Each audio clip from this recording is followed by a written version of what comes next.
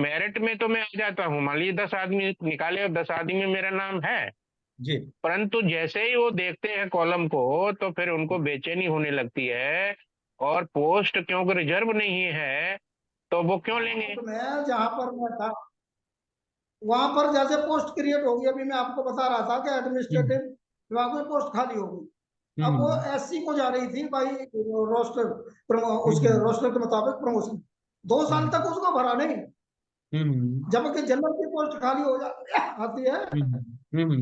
तो सुबह खाली होती है, शाम तक भरते देखिए थे। लेटरल तो एंट्री फिर का जो तरीका है, ये जो उनके खास जो लोग हैं जिनको वो लाभान्वित करना चाहते हैं, जिनको वो हम्म। फायदा पहुंचाने चाहते हैं, जैसा डॉक्टर साहब ने कहा कि उनका कोई रिसर्च और उससे कोई इंटरेस्ट नहीं होता है, वो 5 साल के हम्म। लिए आए और अपना, या 2 साल के लिए आए, 3 साल के लिए आए, पोजीशंस पकड़ ली, फिर आगे कहीं वाइस चांसलर बन जाएंगे, कहीं आगे और किसी ऑर्गेनाइजेशन में चले जाएंगे, commissioner of agriculture government of India बन जाएंगे।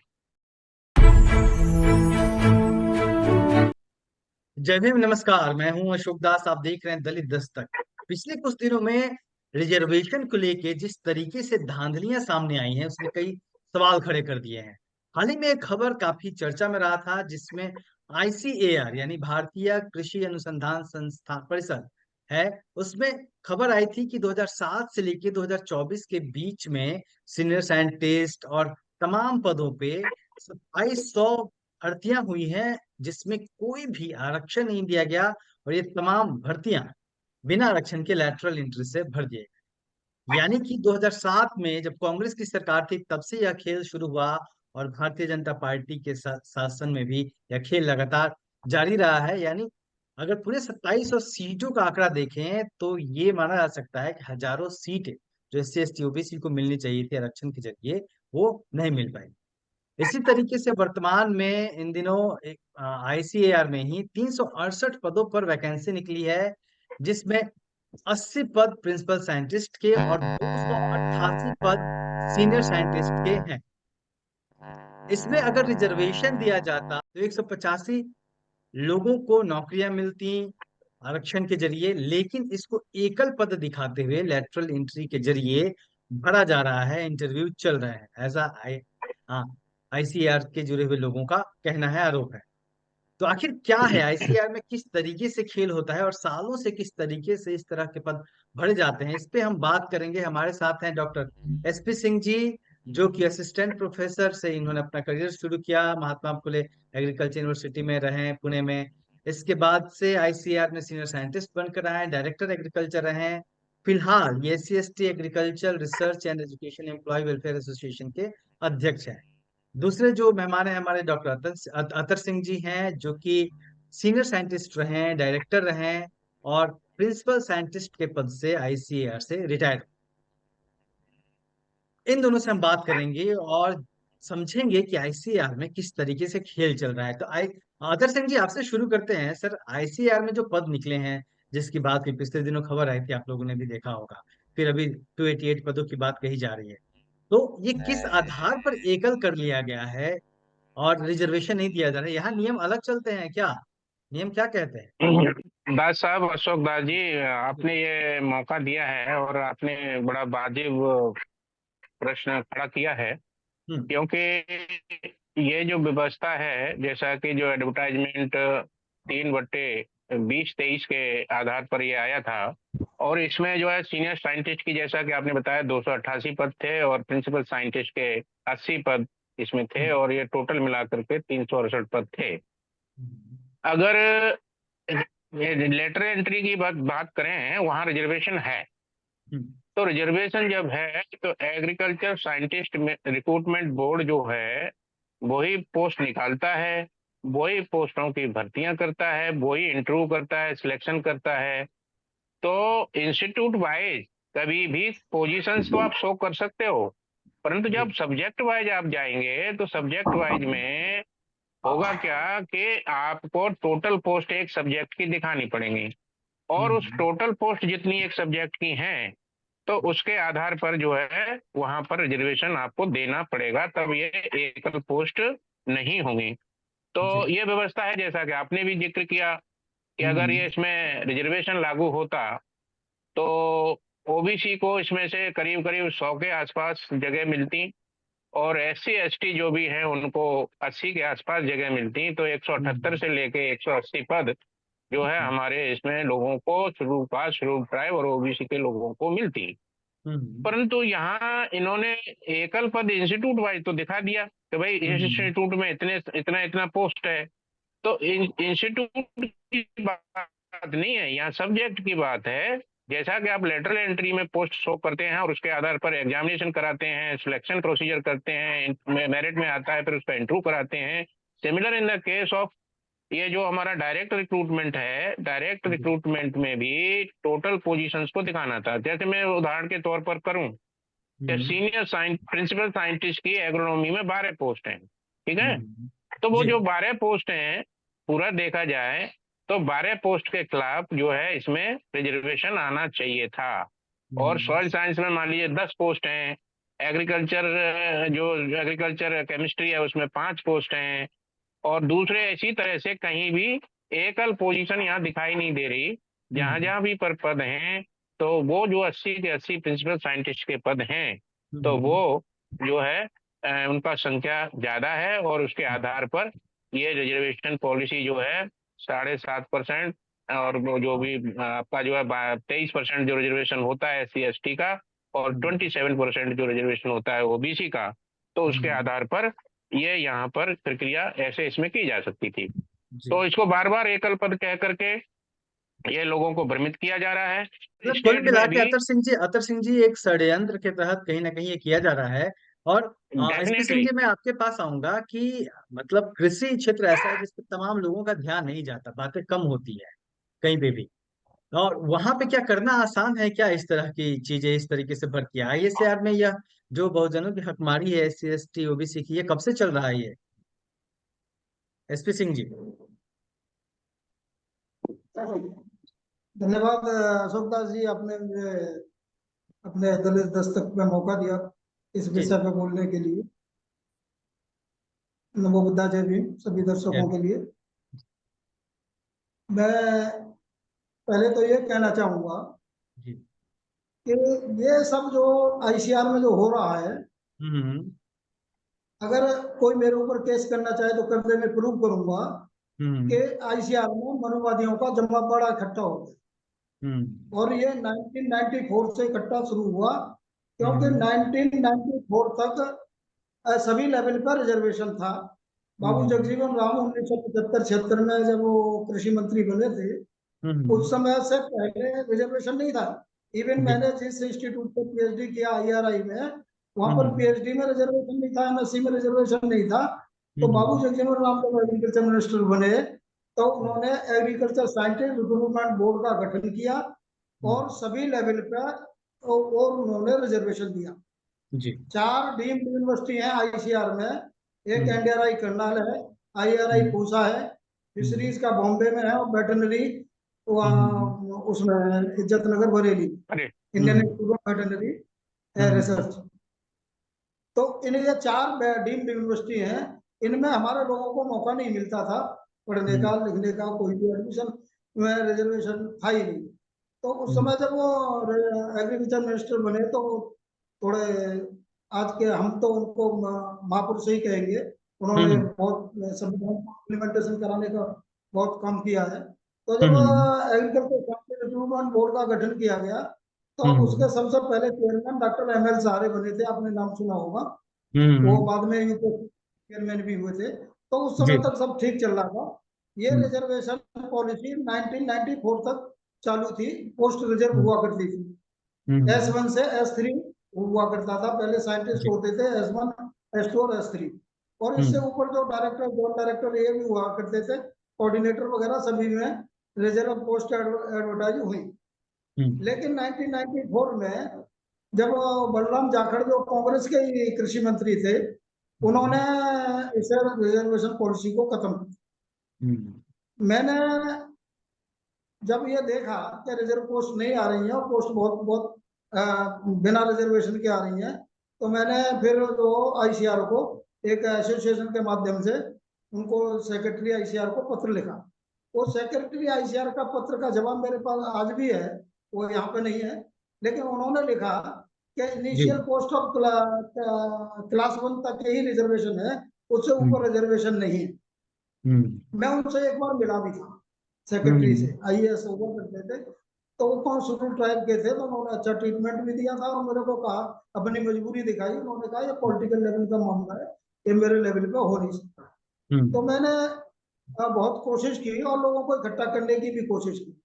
हम्म। दास जी, होता क्या है, जब मकान में छत अगर थोड़ी टपकने लगे, अगर जब भी उसका इलाज नहीं किया जाए तो फिर बाद में इलाज बड़ा मुश्किल होता है। उसे तोड़ना ही पड़ता है, फिर तो उसे दोबारा ही बनाना पड़े। तो ये जो टपकना शुरू हुआ 1994 से, इसमें जो सेंध लग गई, हमारे लोगों में जागरूकता नहीं हुई। बहुत बहुत सारे लोगों को मैंने इकट्ठा करने की कोशिश की, कि नहीं, इकट्ठा नहीं हुए, लेकिन वो रिजर्वेशन खत्म कर दिया गया। अब मैं ये कहना चाहता हूँ कि रिजर्वेशन खत्म क्यों हुआ? क्या उस समय काम नहीं हो रहा था? ग्रीन रेवोल्यूशन आया, व्हाइट रेवोल्यूशन आया, येलो रेवोल्यूशन आया। व्हाइट रेवोल्यूशन को कहते हैं डेयरी साइंस में, पशुपालन में जो रेवोल्यूशन आया। येलो रेवोल्यूशन है, तेल से संबंधित है, खाद्य तेलों से संबंधित है, वो भी सब आया। अच्छी वैरायटी निकली, अच्छा प्रोडक्शन हुआ। आज देश खाद्य के मामले में इंडिपेंडेंट भी हो गया। तो क्या इन लोगों का कंट्रीब्यूशन नहीं था? इनको रिजर्व अनरिजर्व करने की कोशिश इन्होंने क्यों की? क्योंकि ये जो मनवादियों ने जब जाति व्यवस्था बनाई है, तो यहाँ हमें इनको हजम भी नहीं होते। हम्म। इन्होंने बैकडोर एंट्री से, एक लेटरल जो एंट्री है, एक तो हम्म। बैकडोर एंट्री और रिजर्वेशन खत्म करने की साजिश है। हम्म। जो हमारा रिजर्वेशन का ब्राउचर है, उसमें नियम कानून ये कहते हैं कि जी। आप सेम लेवल की जो पे स्केल है, उनको आप क्लब करिए और क्लब करके रिजर्वेशन दीजिए। हम्म। यहाँ पर ये क्या करते हैं, ये फिजियोलॉजी की पोस्ट है, ये बॉटनी की पोस्ट है, ये एग्रोनॉमी की पोस्ट है। भले ही क्वालिफिकेशन एक ही रखेंगे। मान लो हम्म। उन्होंने एमएससी एग्रोनॉमी मांगा, पीएचडी हम्म। एग्रोनॉमी में मांगा, लेकिन हम्म। एक बना दी कि ये वहाँ देहरादून की पोस्ट है, एक मेरठ की पोस्ट है, एक मथुरा की पोस्ट है, एक नॉर्थ ईस्ट की पोस्ट है। पोस्ट अलग अलग कर दी। जब वो हम्म। क्वालिफिकेशन एक है, से स्केल सेम है, तो फिर वो एकल पोस्ट कैसे हो जाएंगे? तो हमारी बात सुनने वाला और कहने वाला भी कोई नहीं लग रहा है।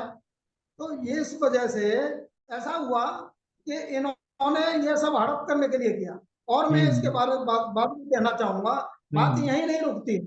जो लोग S1 में सेलेक्ट होते आते आते हैं, कंपटीशन से आते हैं, टेक्निकल में जो मैंने देखा है, मैं कभी उसमें प्रमोशन डीपीसी वगैरह में भी रहा, हमारे हम्म। लोगों को कभी समय से प्रमोशन नहीं मिला।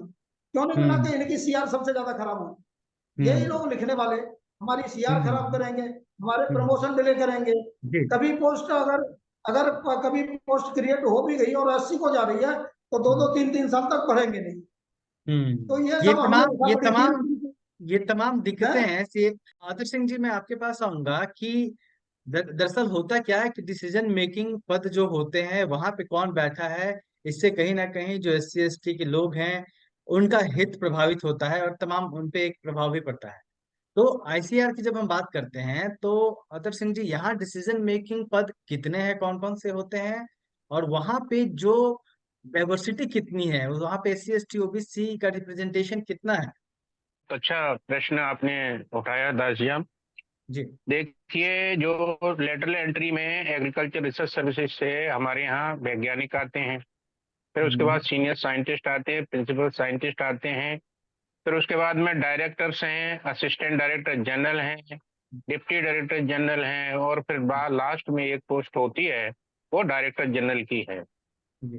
तो जो डिसीजन मेकिंग की बात यहाँ पर आती है, तो सबसे बड़ी बात यह है यहाँ पर कि जो आरएमपी पोजीशंस हैं, यानी डायरेक्टर एंड एबव जो पोस्ट है, वो आरएमपी पोस्ट है, रिसर्च मैनेजमेंट पोजीशंस कहलाती हैं। हम्म। और इसमें डिफरेंट डिफरेंट डिसिप्लिन के जो डिप्टी डायरेक्टर जनरल होते हैं, वो असिस्ट करते हैं डायरेक्टर जनरल को। हम्म। तो देखा जाए तो, क्योंकि जब रिजर्वेशन पॉलिसी की बात यहाँ पर आ ही नहीं रही है, तो लेटरल एंट्री पे तो जब आपने रिजर्वेशन दे दिया लोगों को, वो लोग हैं वहां पर ऑलरेडी एक ऑल इंडिया एग्जामिनेशन क्वालिफाई करके आए हैं, या कोई हम्म। मान लीजिए लेटर एंट्री से भी आए हैं, तो ऐसे लोगों को आप नगण्य हैं उनकी संख्या, कोई एक आध दो चार आदमी अगर आ जाए तो वो अपनी प्रतिभा के आधार पर डायरेक्टर बन सकते हैं, असिस्टेंट डायरेक्टर जनरल बन सकते हैं, एक आध डिप्टी डायरेक्टर जनरल बन सकते हैं। पर आज तक कोई डीजी नहीं बना है, आईसीआर के अंतर्गत आज तक कोई डीजी नहीं बना है। तो निश्चित रूप से, क्योंकि जो अभी डॉक्टर साहब बता रहे थे कि इसमें जो एक तो बहुत बड़ा रोल है कि देखिए कास्टिज्म का फैक्टर है, और एक कॉलम बना हुआ है जब भी एप्लीकेशन भरी जाती है तो उसमें वर्ग का रहता है कि एससी हैं, एसटी हैं, ओबीसी हैं या सामान्य हैं। और जब उन्होंने डिक्लेयर कर दिया कि ये सामान्य की पोस्ट है, तो आप सामान्य की हैसियत से उस पर करेंगे नहीं, तो अपनी हैसियत से करेंगे तो होगा क्या कि वो उनके दिमाग में तो रहेगा ही, आप मेरिट में आ जाते हैं। क्योंकि मैं भी 4-5 इंटरव्यू दिया, डायरेक्टर के दिया, जॉइंट डायरेक्टर के दिया, हेड्स के भी दिया, तो मेरिट में तो मैं आ जाता हूँ। मान लीजिए 10 आदमी निकाले और 10 आदमी में मेरा नाम है जी। परंतु जैसे ही वो देखते हैं कॉलम को तो फिर उनको बेचैनी होने लगती है, और पोस्ट क्योंकि रिजर्व नहीं है तो वो क्यों लेंगे, क्यों वो नुकसान करेंगे अपना, मतलब आगे के जिनके लोगों के लिए, जैसे डॉक्टर साहब बता रहे थे कि जो व्यवस्था में बैठे हुए लोग हैं जी। उनकी मानसिकता जो जाति के आधार पर है, शोषण की है। और जो चाहे जितना बड़ा अधिकारी बन जाए, चाहे कोई आईएएस हो, पीसीएस हो, मिनिस्टर हो, आप आज भी देख रहे होंगे तो जाति के आधार पर विभेद यहाँ पर आज भी हो रहा है। जब अनुच्छेद 15 संविधान का बोलता है कि आपको जाति, धर्म, लिंग भेद के आधार पर कोई किसी के आधार पर विभेद नहीं किया जाएगा, अच्छा यानी अतर सिंह संविधान की जी, निगाह में सब। बिल्कुल हम्म। बिल्कुल बिल्कुल संविधान के धज्जे उड़ाई जा रही हैं। आपका हम्म। एक्सपीरियंस क्या रहा? आप रिटायर्ड हुए हैं, तमाम पदों पे रहे हैं, ये जो डिपार्टमेंट है इसको लेके आपका शुरू से और रिटायरमेंट तक का एक्सपीरियंस क्या रहा? हाँ, ये निश्चित रूप से, क्योंकि जब आप एक एकेडमिशियन हैं, एक अच्छे नेशनल इंस्टीट्यूट से आपने पढ़ाई लिखाई की है, और आर्टिकल 335 में ये प्रोविजंस वैसे दिया गया है खास करके अनुसूचित जाति जनजाति के लोगों के लिए कि अगर मेरिट में मान लीजिए उनकी कहीं मार्किंग कम होती है तो उनको कंसीडर मार्किंग कम करके किया जा सकता है। परंतु प्रश्न यहाँ ये नहीं है, प्रश्न यहाँ ये है कि आप उस पूरी क्वालिफिकेशन रिक्वायरमेंट्स को आप एकेडमिकली फुलफिल कर रहे हैं और आपके बायोडाटा में नंबर अच्छे आ रहे हैं, और इसके बाद में भी कास्ट के आधार पर आपको जो है इंटरव्यू में फेस करने के बाद भी आपको सिलेक्ट नहीं किया जाता है।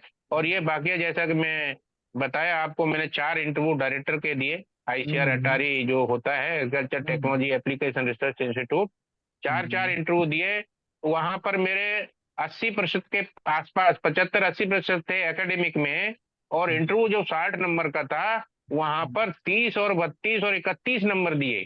तो आप समझ लीजिए कि अगर मेरे को अगर कहीं प्रेफरेंस भी देना होता आर्टिकल 335 के अनुसार तो कुछ मार्क बढ़ा करके और ये काम किया जा सकता था। तो ये हर लेवल पर है। और जहां पर हमारे साथी जो काम करते हैं तो अच्छा काम करते हैं, नो डाउट इन इट, कि वो अपनी पूरी एफिशिएंसी योग्यता के साथ और मेहनत के साथ काम करते हैं, क्योंकि उनका कोई बचाने वाला नहीं होता है, तो उनको हर समय एक डर लगा रहता है मन में। मैं भी कई इंटरव्यू में भी बैठा हूँ, एसआरबी में भी बैठा हूँ और दूसरे यूनिवर्सिटी वगैरह में भी बैठा हूँ। तो ये मानसिकता लोगों के दिमाग में है, और हम सफरर भी हैं। और जो भी अनुसूचित जाति जनजाति और पिछड़े वर्ग के लोग हैं, अनुसूचित जाति जनजाति के ही नहीं पिछड़े वर्ग के लोगों को भी और इनमें शोषण का शिकार होना पड़ता है। एसपी सिंह जी, आपका एक्सपीरियंस क्या रहा डिपार्टमेंट में? वैसे तो मेरा एक्सपीरियंस और डॉक्टर अतर सिंह का एक्सपीरियंस कोई अलग नहीं है। जो सबका दर्द इन्होंने एक ही भुगता है। है वो मैंने भी भुगता है, जो इन्होंने भुगता है वो मैंने भी भुगता है। जिस डिपार्टमेंट में मैं काम कर रहा हूँ और एक्सपर्ट, मैंने जिस टॉपिक पर काम किया उसी, और मैं ही उसका Pioneer, Indian institute of farming system research जो बना, मैंने ही फार्मिंग सिस्टम पर रिसर्च किया, मेरे ही पेपर सबसे ज्यादा है, और मेरा ही उस पोस्ट पर प्रिंसिपल साइंटिस्ट में सिलेक्शन नहीं हुआ, सिलेक्शन हुआ दूसरे का, और वो 2 साल बाद ट्रांसफर करा के दिल्ली चला गया। वो रहा भी नहीं हुआ, वो ट्रांसफर करा के लोग क्या करते हैं, ये लेटरल एंट्री क्या है, बैकडोर एंट्री है। वो आ गए, फिर अपना 1-2 साल बाद जैसे ही मौका लगा अपने पोस्टिंग पर ट्रांसफर करा लिया गया। ये कोई रिसर्चर के लिए नहीं है, ये सब अपने अपने लोगों को सेट करने के लिए मनुवादी लोग ये इन्होंने हम्म जो खेला कर रखा है। तो हम इंटरव्यू के लिए बुला दिए जाते हैं तो हमारी मेरिट कम कैसे है? और हम्म इंटरव्यू में आप हमें सबसे कम नंबर देंगे। जब हम्म सबसे कम नंबर देंगे तो सबसे नीचे वाले को तो मैंने ऊपर उठा लिया, आप ले ही हम्म लेंगे। तो ये हम्म हमको एक्चुअली क्या है, ये जातिवाद, जाति प्रथा हम्म है। अगर कोई ये कहे कि भाई नहीं नहीं जातिवाद नहीं है, जातिवाद नहीं है तो भैया जातियां खत्म करो। हम्म इंस्टीट्यूट में जहां पर मैं था वहां पर जैसे पोस्ट क्रिएट होगी, अभी मैं आपको बता रहा था कि हम्म एडमिनिस्ट्रेटिव विभाग में पोस्ट खाली हो गई। अब वो हम्म एससी को जा रही थी भाई, रोस्टर, उसके हम्म रोस्टर के मुताबिक प्रमोशन। 2 साल तक उसको भरा नहीं, हम्म जबकि जनरल की पोस्ट खाली हो जाती आती है हम्म हम्म तो सुबह खाली होती है शाम तक भर देते हैं, और हम्म रिजर्व वाले को भरते नहीं। अतुल सिंह जी, मैं आपके पास आऊंगा। एक बड़ा इंटरेस्टिंग बात कही एसपी सिंह जी ने कि जो लेटरल एंट्री से लोग आते हैं, दरअसल उनको सेट किया जाता है और वो बहुत जवाबदेह नहीं होते डिपार्टमेंट को लेके या फिर रिसर्च को लेके। आप किस तरीके से देखते हैं लेटरल एंट्री से अतर सिंह जी जब भर्तियां होती हैं, और एक जो पूरे प्रोसेस से जो भर्तियां होती हैं, जो लोग डिपार्टमेंट के लोग हैं वो रिजर्वेशन के थ्रू आते हैं या फिर उन बड़े पदों पर पहुंचते हैं, दोनों में फर्क क्या होता है और इससे संस्थान का, सरकार का और आम लोगों का क्या नुकसान है? देखिए, जो व्यवस्था एक आपने एग्रीकल्चर साइंटिफिक रिक्रूटमेंट बोर्ड जो बनाया हुआ है, जिसको जी। आप एएसआर भी बोल रहे हैं, हम्म तो ये एक इनिशियल लेवल पर ऑल इंडिया कम्पिटिटिव एग्जामिनेशन कराती है, जिसको एग्रीकल्चर रिसर्च सर्विसेज कहते हैं। हम्म तो जब इस व्यवस्था में क्रीम आप छांट के ले रहे हैं हम्म एग्रीकल्चर रिसर्च सर्विसेज के माध्यम से, जैसे यूपीएससी एग्जाम कंडक्ट करती है हम्म एडमिनिस्ट्रेटिव सर्विसेज के लिए, उसी तरह से एग्रीकल्चर में जो भी साइंटिस्ट आते हैं वो एग्रीकल्चर रिसर्च सर्विसेज के थ्रू आते हैं। तो जब वो लोग आ रहे हैं तो क्या वो लोग इतने टैलेंटेड नहीं है जो ऑल इंडिया कंपटीशन क्वालिफाई करके आ रहे हैं? चाहे वो बेसिक में ही उसमें एससी एसटी ओबीसी जनरल सभी तरह के लोग हैं। हम्म तो फिर आपको लेटरल एंट्री का कोई औचित्य इसमें बनता नहीं है, पहली बात। हम्म दूसरी बात, ये लेटरल एंट्री का जो तरीका है, ये जो उनके खास जो लोग हैं जिनको वो लाभान्वित करना चाहते हैं, जिनको वो हम्म फायदा पहुंचाने चाहते हैं, जैसा डॉक्टर साहब ने कहा कि उनका कोई रिसर्च और उससे कोई इंटरेस्ट नहीं होता है, वो 5 साल के हम्म लिए आए और अपना, या 2 साल के लिए आए, 3 साल के लिए आए, पोजीशंस पकड़ ली, फिर आगे कहीं वाइस चांसलर बन जाएंगे, कहीं आगे और किसी ऑर्गेनाइजेशन में चले जाएंगे, commissioner of agriculture government of India बन जाएंगे। और इस तरह से वो जो दूसरे पोजीशंस के लेने के लिए, जब हम्म आपके पास वो स्लॉट उपलब्ध है जिसमें लोग उपलब्ध हैं जो आपने ठोक बजा के लिए हैं, एक national competitive examination agriculture research services के माध्यम से लिए हैं, तो वो लोग इतने नकारे हो गए जो इंस्टीट्यूशंस के लिए काम करते हैं और जो सब्जेक्ट विषय के विशेषज्ञ हैं।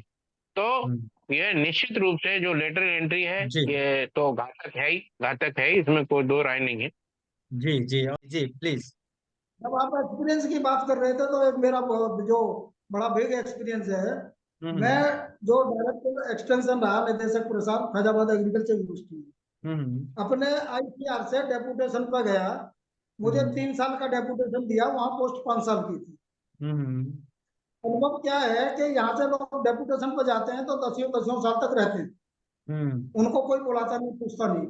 लेकिन मुझे 3 साल के बाद बुला लिया, अगर नहीं हम्म आया तो मेरे पास डिपार्टमेंटल इंक्वायरी कर दी, मुझे हम्म एक्सटेंशन नहीं दिया। तो हम्म ये जब इतना कास्टेज में है, मैं ये कहना चाहता कि कास्टेज में है, और इसको खत्म करना मुझे तो नहीं लग रहा, जब तक हम लोग जागरूक नहीं होंगे अपने अधिकारों के लिए लड़ेंगे नहीं, जब तक हम्म, कुछ होने वाला नहीं है। और बहुत जी बहुत धन्यवाद। मैं जी। यहाँ पे तो ये मतलब कहना अतर सिंह चाहता जी, था। एसपी सिंह जी, मतलब ये समझा जाए कि देखिए, अगर कोई एक व्यक्ति अगर इस लड़ाई को लड़ता है डिपार्टमेंट के भीतर तो निश्चित तौर पे वो निशाने पे होता है। लेकिन अगर जो एससी एसटी ओबीसी के सारे इम्प्लॉय एक साथ मिलकर आवाज उठाएं तो आवाज कहीं ना कहीं मजबूत भी होगी, और जो डिपार्टमेंट है वो भी कार्रवाई करने से डरेगा। इससे हर कोई अगर मिल के उसकी उसके खिलाफ खड़ा हो जाए, जो अन्याय हो रहा है या फिर जो उनको रिप्रेजेंटेशन नहीं मिल रहा है या फिर जिस तरीके से जातिवाद हो रहा है भीतर के, अगर रिजर्व कैटेगरी का हर एक आदमी एक साथ मिलकर आवाज उठाए तो शायद बेहतर तरीके से ये मुद्दा उठ पाएगा, सरकारें भी, डिपार्टमेंट भी दबाव में आएंगी और हक भी मिल पाएगा। ये सोचना होगा क्योंकि एक आदमी लड़ेगा तो वो उससे कहीं ना कहीं निशाना बनाया जाएगा, लेकिन सब साथ मिलकर लड़ेंगे वो तो तो ये लड़ाई हाँ, जीती जा सकती है। मुझे यही समझ में आ रहा है। तो देखते रहिए दलित दस्तक, बिल्कुल। और इस मुद्दे को हमने समझाने की कोशिश की कि किस तरीके से देश के अलग अलग हिस्सों में, अलग अलग संस्थानों में आरक्षण के साथ खिलवाड़ किया जा रहा है। और यहाँ सवाल ये भी उठता है कि जो रिजर्वेशन में वर्गीकरण का फैसला आया था, स्टेटमेंट आया था सुप्रीम कोर्ट का, उसके ठीक बाद जो वो हंगामा मचा था, तो यूपीएससी में जो 45-50 पद निकले थे, लेटरल एंट्री से भरे गए थे, उस हंगामे के बाद कैंसिल हो गए हैं। तो अब सवाल यह उठता है कि आई आई आईसीएआर में जो पद निकले हैं, जो कि सेम पे स्केल का होता है, सीनियर साइंटिस्ट जो होता है वो अंडर सेक्रेटरी लेवल का होता है, प्रिंसिपल साइंटिस्ट जो होता है वो जॉइंट सेक्रेटरी लेवल का होता है, इसको आखिर सरकारें कैंसिल क्यों नहीं कर रही हैं, इस पे रोक क्यों नहीं लगाया जा रहा है, ये एक बड़ा सवाल है। इसके बारे में सोचना होगा। तो देखिए दलित दस्तक, और अपने अधिकारियों के लिए आवाज उठाइए, लड़िए, जीतिए। जय हिंद।